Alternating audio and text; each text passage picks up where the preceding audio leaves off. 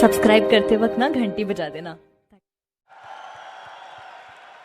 यहाँ पे जितने लोग भी बैठे हैं और इंक्लूडिंग मुझे, हमने भी ऐसा कुछ शुरू किया है या हम भी ऐसा कुछ कर रहे हैं जो ट्रेडिशनल नहीं है, जो बहुत अलग है और जिसके लिए बहुत लोग बोलते हैं कि पता नहीं होगा कि नहीं होगा, कर पाएंगे कि नहीं कर पाएंगे, या तुम कर रहे हो करके दिखाओ, तुम कर लिए तो देखते हैं। और लोग जगह जगह समय समय पर हर समय हर किसी को, यहाँ पे जितने लोग भी बैठे हैं उनको कहते हैं कि तुमसे तो हो नहीं पाएगा, और हो गया तो राम जाने।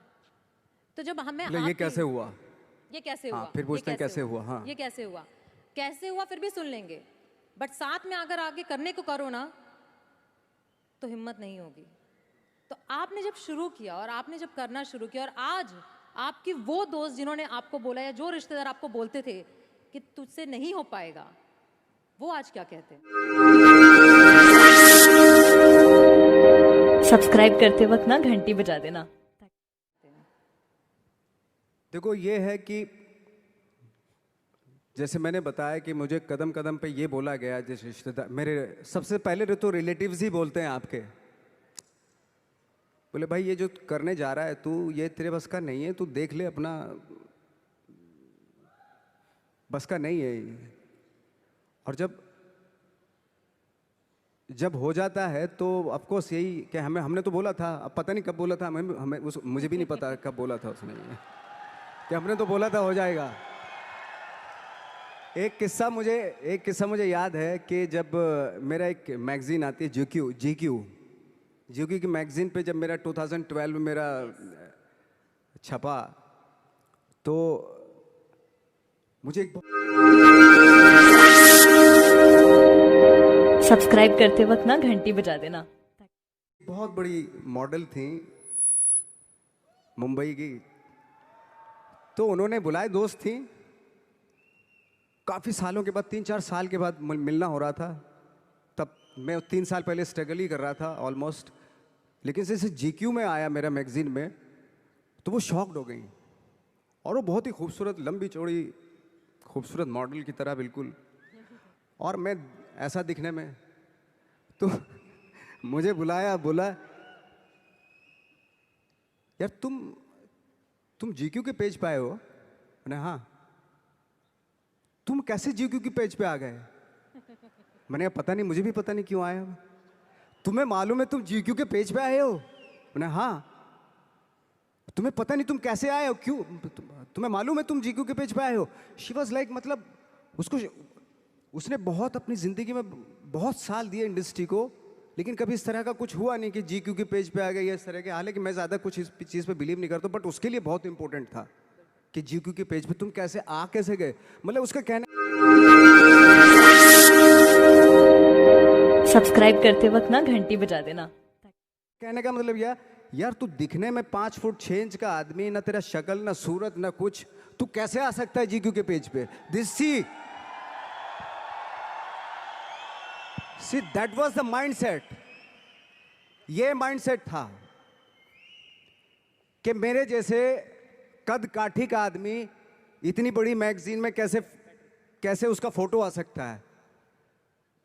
ये माइंडसेट था और है। लेकिन इन सब के ऊपर आप तब उठते हैं जब आप क्राफ्ट जानते हैं, अपना काम जानते हैं। हम लोग अपना काम जानते थे, हम लोगों को अपनी चीज़ें मालूम थी, क्योंकि हमने उसको वक्त दिया था, हमने उसको टाइम दिया था, अपनी क्राफ्ट को, अपनी चीज़ों को, अपनी ट्रेनिंग को टाइम दिया था। इसलिए ये सारी चीज़ें पॉसिबल हुई। जब आप इंट्रोडक्शन दे रही थी कि हमारी जो फिल्म थी gangs of Wasseypur, 21st century की वन ऑफ द, इंडिया से सिर्फ वही फिल्म है, 21st सेंचुरी की सिर्फ वही पिक्चर चुनी गई विदेशों के थ्रू। इसका रीज़न क्या था, क्यों चुनी गई? लकीली नहीं चुनी गई। इसके पीछे डायरेक्टर की काबिलियत थी, लिखने वाले, उस फिल्म को लिखने वाले एक से एक लोग थे, और कम से कम 250-300 सिर्फ एक्टर थे। मैं बाकी लोगों की बात नहीं कर रहा, वो सारे थिएटर से थे। तो सारे ट्रेंड एक्टर थे, थिएटर से थे वो।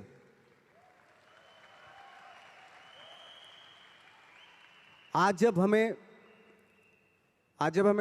हम लोग फिल्में लेके जाते हैं इंटरनेशनल फिल्म फेस्टिवल्स में, वो चलती हैं, उनको अप्रिशिएट किया जाता है,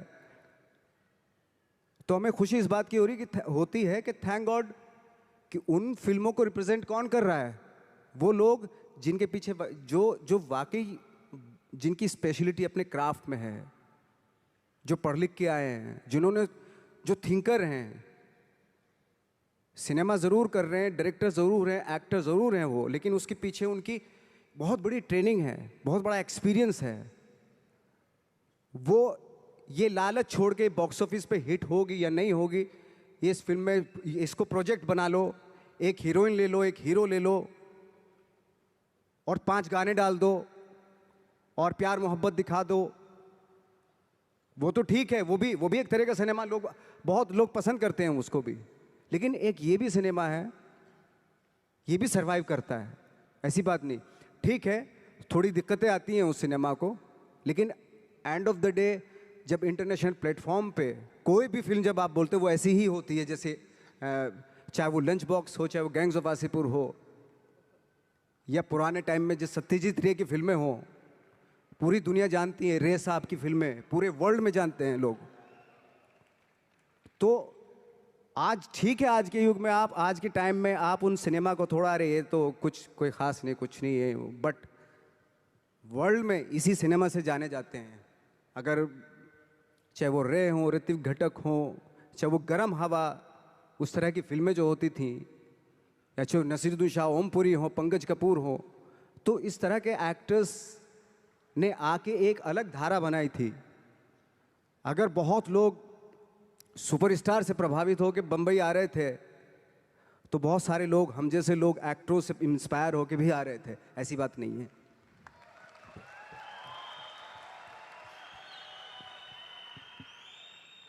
नवाज, यहाँ पे जितने भी लोग बैठे हैं, जैसे आपने बोला कि ट्रेनिंग बहुत ज़रूरी है, और आप काफ़ी बार इस बात को मेंशन करते हैं कि ट्रेनिंग, समझना, अपने क्राफ्टमैनशिप को समझ के करना बहुत ज़रूरी है। हमारे अंदर भी एक कल्चर है जिसमें हम कहते हैं कि साथ में बैठना, रहना, जैसे आपने बोला साथ में रहना बहुत ज़रूरी है, तो हम हमेशा कहते हैं एसोसिएशन में रहना ज़रूरी है। अच्छी तालीम पाने की तरह हम कहते हैं कि अपने बिजनेस को समझना, उसके अच्छे और उसकी बुराइयों को जानना बहुत ज़रूरी है। और शायद आज ये मैजिक ट्रेनिंग में आपको इसलिए बुलाया है बिकॉज इनको भी यही ट्रेनिंग दी जा रही है कि विश्वास करो अपने सपने पे, लगे रहो, दिक्कतें आएंगी, बट समझो और समझ के जब करोगे तो एंड में सक्सेस ज़रूर मिलेगी। इस पूरी जर्नी में आपके, जब आपको कभी भी ऐसा फील नहीं हुआ कि बहुत हो गया, सफलता नहीं मिल रही है, लोग आगे पीछे, शायद कोई आगे बढ़ रहा था, जैसे आपने बताया कि आप पहले ऐसे माहौल में रहते थे जहाँ पे लोगों को एक्टिंग के लिए मिल जाते थे और आपको नहीं मिल रहा था, तो कभी छोड़ने का दिल नहीं किया आपको कि छोड़ देता हूँ, कुछ और कर लेता हूँ? और लोगों ने बोला होगा ज़रूर, छोड़ दो, कुछ और कर लो, क्योंकि यहाँ पे बैठे हुए बहुत सारे लोगों को ये बोला जाता है कि बहुत आसान है छोड़ना, छोड़ दो, नौकरी तो है, करते रहो, बिजनेस क्यों करना है? इसके लिए आप क्या कहना चाहेंगे? आई थिंक सबसे आसान काम है, जैसे आपने बताया, नौकरी करना तो सबसे आसान काम है, लेकिन खुद से क्रिएट करना कोई चीज़, वो वाकई बहुत डिफिकल्ट है।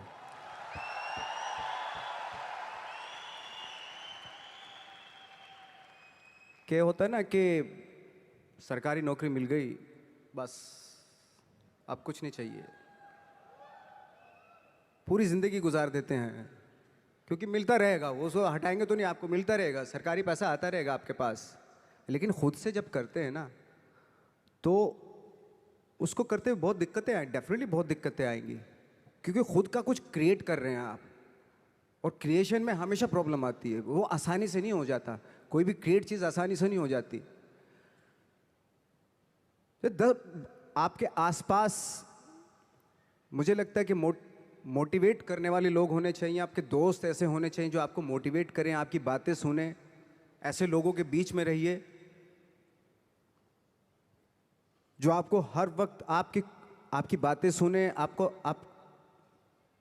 चाह क्या रहे हो, क्या सोचते हो आप, उसकी रिस्पेक्ट करें।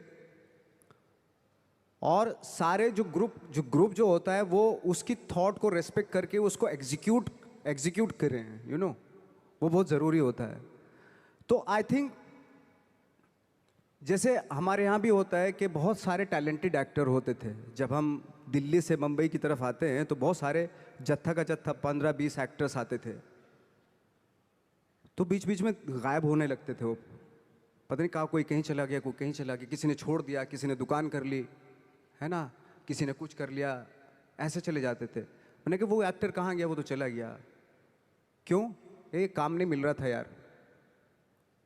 अच्छा वो तो यही है मुंबई, वो क्या कर रहा है? बोले कुछ नहीं कर रहा है, ऐसे ही।